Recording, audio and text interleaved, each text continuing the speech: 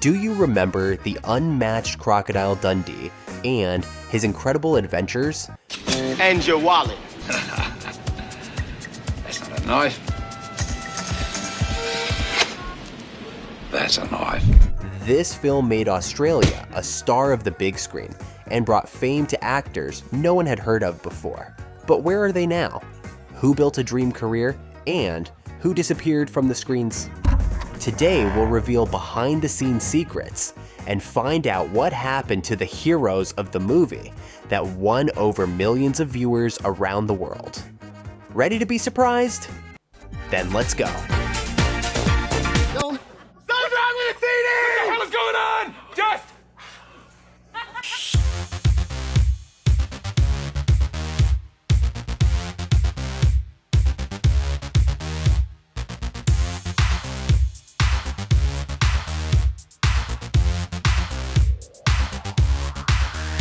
The Australian film Crocodile Dundee was released in 1986 and became the second highest grossing hit of the year. For American audiences, the word crocodile in the title was put in quotation marks so that no one would think it was about a real crocodile. It was the most popular Australian movie in the country, including on the pirate market that spread in the era of VCRS. This adventure comedy can rightfully be called a classic, as it hasn't lost its charm even decades later. The storyline of the future film was invented by lead actor and co-writer Paul Hogan when he first visited New York and later traveled to Australia's Northern Territory, a mostly desert region where a third of the population are Aboriginal Australians. The contrast was so striking that for city dwellers, the desert inhabitants would seem like aliens, and vice versa. That's when Hogan came up with the idea for a story about an American journalist who first travels to the Northern Territory in search of exotic reports and then takes a colorful local man who has never lived in a big city back to America with her. According to some, the prototype of the main character was Latvian crocodile hunter Arvids Blumenthal, while others claim it was Australian adventurer Rodney Ansell, who survived a crocodile attack. In 2001, however, Paul Hogan stated that the idea for the character was born in his own head. The film was shot in two countries, Australia and the US. In New York, filming took place at the famous Plaza Hotel, but the room with a bidet shown in the movie didn't actually exist. The bidet was installed just for the film and then removed. In Australia, filming used Kakadu National Park, which received great publicity, and now anyone can travel to the places of Dundee's adventures. Since there were no hotels nearby, the entire crew had to live in semi-ruined huts of an abandoned mining settlement. They were guarded by a specially hired watchman to ensure the filmmakers didn't fall victim to real crocodiles.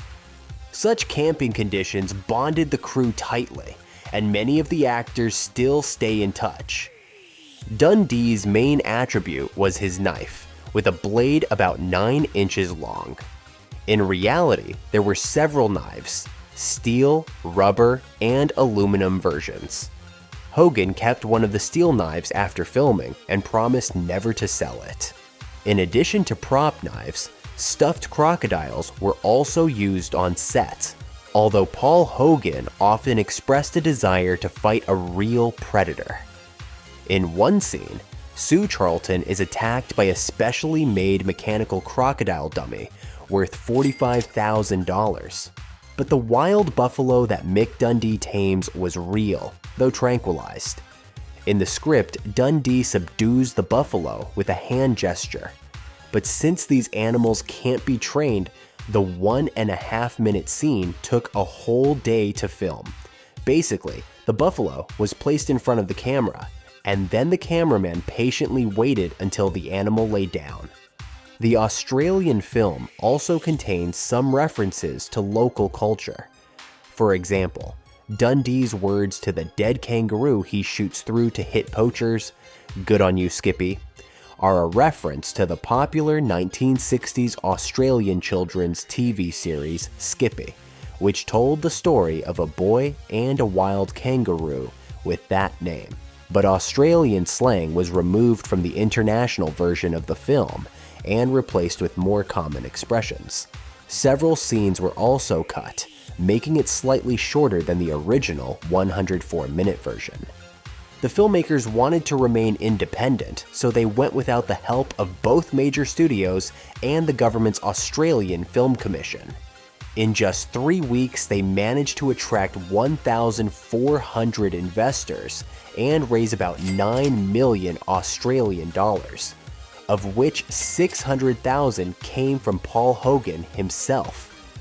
As a result, Crocodile Dundee grossed over $328 million worldwide, and all the profit was divided among the investors according to their shares. When filming was completed, the first company offered the US rights was 20th Century Fox. A studio representative watched about 20 minutes of the film and declared there would be no deal. Paramount Pictures proved more far-sighted and secured the rights to release the movie in the US. In the end, the film was nominated for several prestigious awards, including an Academy Award for Best Screenplay.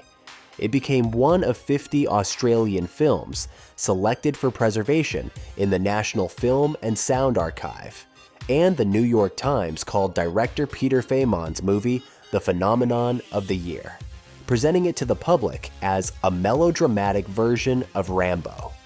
On the wave of the first film's success, 2 more movies about the crocodile hunter's adventures were made. Paul Hogan and Linda Kozlowski continued to star in the lead roles. Now we'll tell you about their lives and those of a few other actors from the film. Paul Hogan and Linda Kozlowski. The lead actor Paul Hogan was born in Sydney in 1939, although for some time he claimed his hometown was the provincial Lightning Ridge. Perhaps he was trying to show that he was close to his most famous character, Hunter Michael Crocodile Dundee. In real life, Paul married young, became the father of 3 children, and mastered a wide range of working-class professions. He was a bricklayer, installer, beach lifeguard, painter, and even worked on repair jobs on Sydney's Harbour Bridge. Meanwhile, in the American city of Fairfield, Connecticut, Paul's future partner on screen and in life, Linda Kozlowski, spent her childhood. She grew up in a Polish-American family with her older brother and was passionate about singing.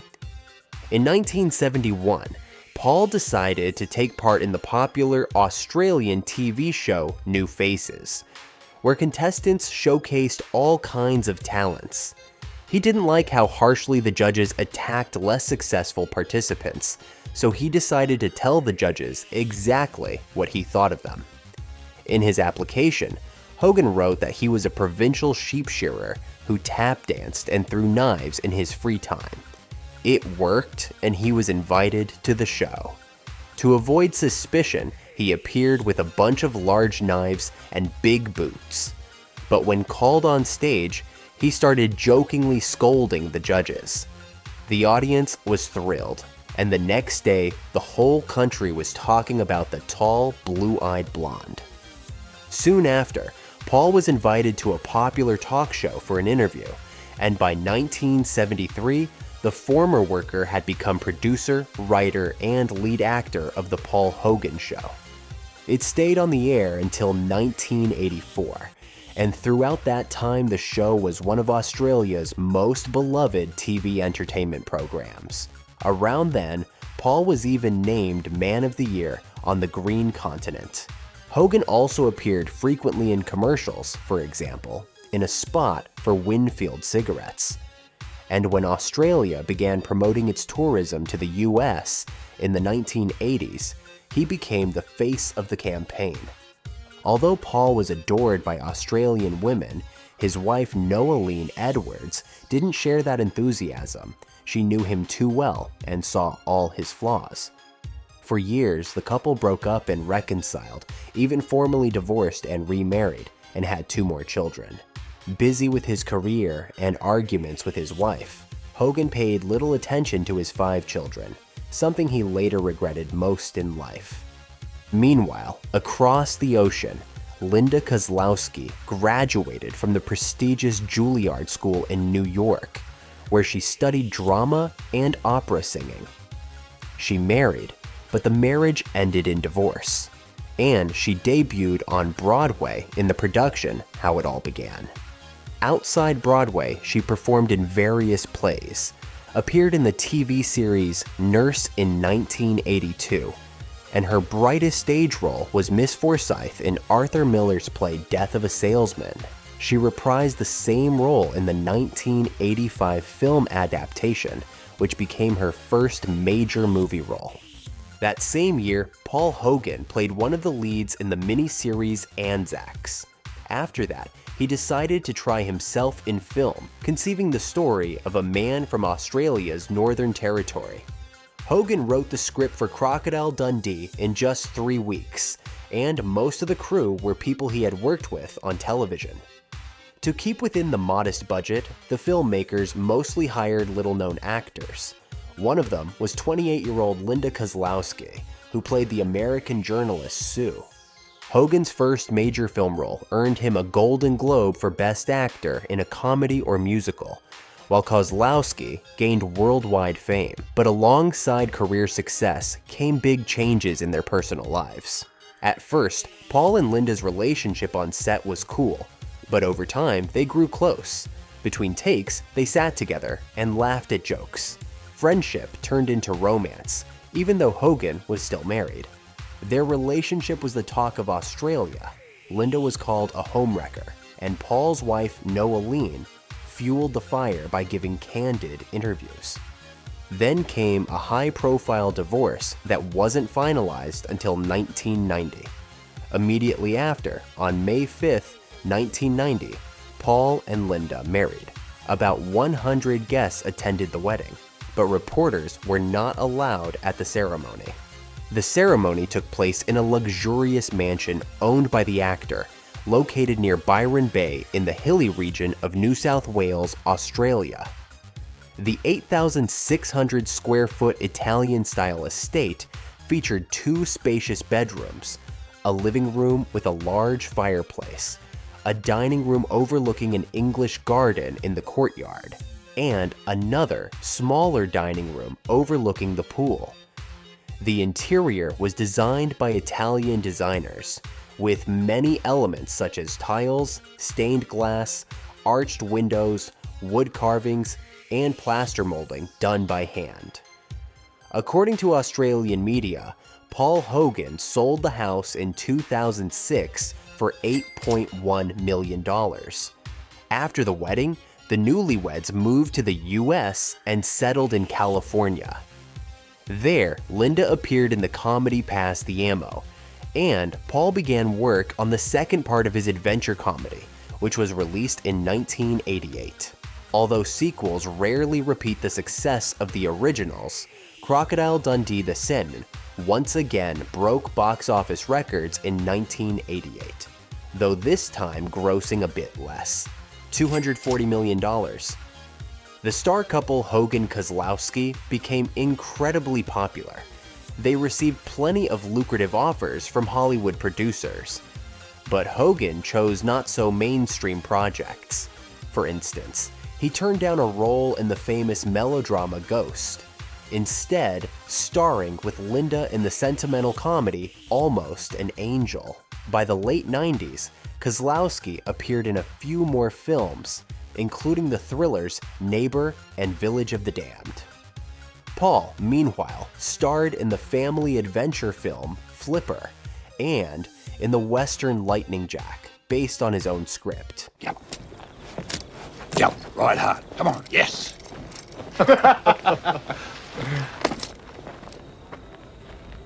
You boys got business here? In 1998, the couple welcomed a son, Chance. This time, Paul didn't repeat his past mistakes and devoted maximum attention to his son while Linda was filming. In the early 2000s, Hogan and Kozlowski once again returned to their iconic characters. In 2001, Crocodile Dundee in Los Angeles premiered. You're gay, right? Most of the time, pretty happy, yeah. Of course! Cute cowboy. But it can't be called a success. With a budget of $25 million, it grossed $39 million worldwide, far less than the previous films. Back in the first film, Paul Hogan had taken a risk and played his character solely for a percentage of the box office. And since he kept the rights to the films, overall Hogan personally earned, according to unofficial reports, around $100 million from the Mick Dundee franchise. After the release of the third installment of the Crocodile Dundee franchise, Linda Kozlowski decided to retire from acting due to the lack of worthy roles, while Hogan continued filming only in Australia. He starred in the comedy Strange Bedfellows and the comedy drama Charlie and Boots. At the same time, Paul Hogan found himself at the center of a tax evasion case. The Australian Taxation Office claimed that Paul used offshore accounts and California residency to hide millions of dollars in income from the Crocodile Dundee franchise over 25 years. In 2010, after Hogan traveled to Australia for his mother's funeral, he wasn't allowed to leave the country until he paid a $37.5 million debt. This dispute was settled many years later. Reportedly, Hogan did pay tens of millions, but it added strain to his already difficult relationship with Kozlowski. In the fall of 2013, it became known that Linda filed for divorce, citing irreconcilable differences. In interviews, both said that from the start they were opposites, but over time the mutual attraction disappeared and nothing bound them together anymore. Shortly before, the couple sold their new Malibu home to fellow Australians, Chris Hemsworth and his wife, for $4.7 million. The Victorian-style mansion with 5 bedrooms was located near the beach, with a large terrace overlooking the ocean. The house featured a spacious modern kitchen, a living room with a fireplace, a library, and 6 bathrooms. The divorce was finalized in 2014, after which Linda reclaimed her maiden name and received, according to different sources, between $5.7 and $7 million. With that money, she bought several plots of land in California and now owns a profitable tourism business. She launched it in Morocco together with her third husband, a Moroccan named Moulay Hafid Baba. Today, her net worth is estimated at $10 million. As for Paul Hogan, after the divorce, he toured Australia with his stand-up show Hanging with Hogus. Part of this program was featured in a 2014 documentary of the same name, in which the actor talked about his life and career. In 2016, Hogan received an award for outstanding contribution to Australian cinema, and a year later, a biographical miniseries about his life was released. In 2018, Paul produced a short film titled Dundee, the Son of a Legend Returns Home. And in 2020, he starred in the comedy The Very Excellent Mr. Dundee. I wanted Will Smith to play Dundee Jr. Will Smith? Yeah, That's ridiculous. I know. I'll play Dundee. In it, Hogan played himself, an aging movie star who becomes the subject of manipulation because of his legendary character Mick Dundee.